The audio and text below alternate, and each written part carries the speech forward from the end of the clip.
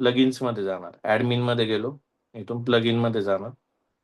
त्याच्यानंतर मी काय करणार, चेक करणार अवेलेबल प्लगइन्स मध्ये ब्लू ओशन आहे का. ब्लू ओशियन, ओके, इथं दिसतंय मला ब्लू ओशन आहे. क्लिक करणार, याला म्हणणार इन्स्टॉल. आता बघा, ओके. तर तो काय करतो की जेनकिन्स प्लगइन अवेलेबल रजिस्ट्री मधनं घेतो, इन्स्टॉल करतो, आणि मग तुम्ही ते फीचर जेनकिन्स मध्ये यूज करू शकता. म्हणजेच काय, याच्यातून आपण काय समजलं की जेनकिनचे जे प्लगइन्स आहेत ते आपल्याला सगळे फीचर्स देतात. ओके, आता आपण रिस्टार्ट न करता त्याला यूज करून बघू. इथं गेला, आता इथं बघा ब्लू ओशन व्ह्यू आलाय.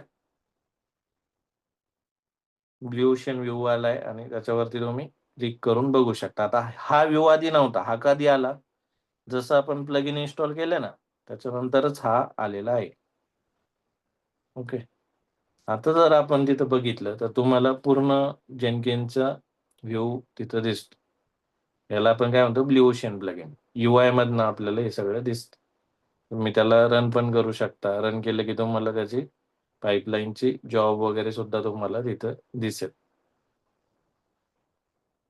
ओके, तर दोन व्ह्यू असतात, एक ब्लू ओशन व्ह्यू आणि दुसरा नॉर्मल व्ह्यू. ओके, तर ब्लू ओशन व्ह्यू तुम्हाला काय देतं, UI देतो.